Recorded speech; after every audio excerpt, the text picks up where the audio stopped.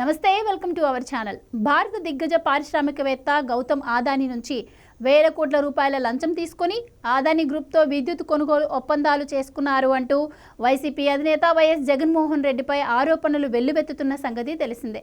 ఈ కేసు భారత్లో వెలుగు చూసి ఉంటే పరిస్థితి వేరేలా ఉండేది.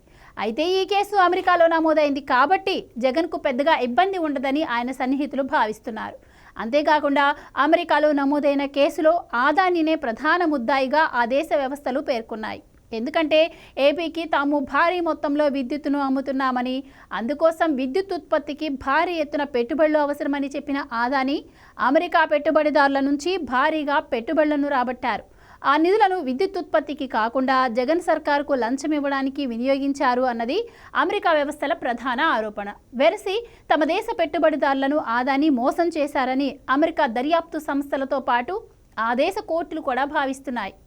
జగన్కు అదానీ లంచాలు ఇచ్చిన వ్యవహారానికి సంబంధించి భారత్లో పెద్దగా చర్చ జరగడం లేదు. ఎందుకంటే ఈ కేసు నమోదైంది అమెరికాలో కాబట్టి. అయితే ఈ కేసుకు సంబంధించిన సమగ్ర ఆధారాలు బయటకు వస్తే మాత్రం జగన్కు కూడా ఇబ్బందులు తప్పవన్న వాదనలు వినిపిస్తున్నాయి.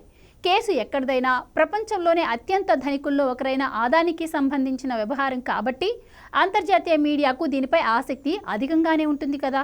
ఈ క్రమంలో రాయిటర్స్ సంస్థ ఈ కేసును మరింత లోతుగా పరిశీలించిందట. ఈ పరిశోధనలో ఆ మీడియా సంస్థకు పలు కీలక ఆధారాలు లభించినట్టు సమాచారం. ఆ కీలక ఆధారాలతో సదరు మీడియా సంస్థ ఓ సంచలన కథనాన్ని ప్రచురించింది. విద్యుత్ కొనుగోలు ఒప్పందాలు చేసుకున్న జగన్ అదానీ నుంచి 1,750 కోట్లను ముడుపులుగా స్వీకరించిన మాట వాస్తవమేనని సదరు కథనంలో ఆ సంస్థ కుండబద్దలు కొట్టింది. దీనికి సంబంధించిన పూర్తి ఆధారాలు అదానీ అల్లుడు సాగర్ అదానీ ఫోన్లో ఉన్నాయని కూడా రాయిటర్స్ తన కథనంలో వెల్లడించింది. ఈ లెక్కన జగన్ చెబుతున్నట్లుగా సెకీ ద్వారా అదానీ సంస్థల నుంచి ఏపీ సర్కార్ తక్కువ ధరకేమీ విద్యుత్తును కొనుగోలు చేసేందుకు ఒప్పందం చేసుకోలేదని తేలిపోయినట్లే. ఎందుకంటే తక్కువ ధరకు ఒప్పందం జరిగితే అదానీ సంస్థల నుంచి జగన్కు ముడుపులు ఎందుకు అందుతాయి? అంటే మార్కెట్లో ఉన్న రేటు కంటే కూడా ఎక్కువ ధర చెల్లించేందుకు జగన్ ఒప్పుకుంటేనే ఆయనకు అదానీ సంస్థలు ముట్టజెప్పాయన్నమాట. ఇక అమెరికాలో తనకు అందుబాటులో ఉన్న ఆధారాలతో పాటుగా ఏపీలో తనకు లభించిన ఆధారాలు కూడా రాయిటర్స్ తన కథనంలో ప్రస్తావించింది. అదానీ సంస్థల నుంచి విద్యుత్ కొనుగోలు ఒప్పందానికి ఏపీలోని దాదాపుగా అన్ని శాఖలు వ్యతిరేకంగా ఉన్నప్పటికీ వాటన్నింటినీ పక్కన పెట్టేసిన జగన్ అదానీ సంస్థల నుంచి విద్యుత్తును కొనుగోలు చేసేందుకు అంగీకరించారట. ప్రభుత్వాధినేత గ్రీన్ సిగ్నల్ ఇచ్చాక ఇక ఎన్ని శాఖలు వద్దంటే ఆ ఒప్పందాలు ఆగుతాయి చెప్పండి.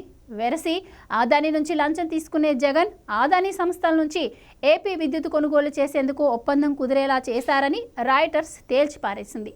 ఈ వివరాలన్నీ బయటకు వస్తే కేసు అమెరికాదైనా ఇక్కడ జగన్కు ఇబ్బందులు తప్పవన్న వాదనలు వినిపిస్తున్నాయి.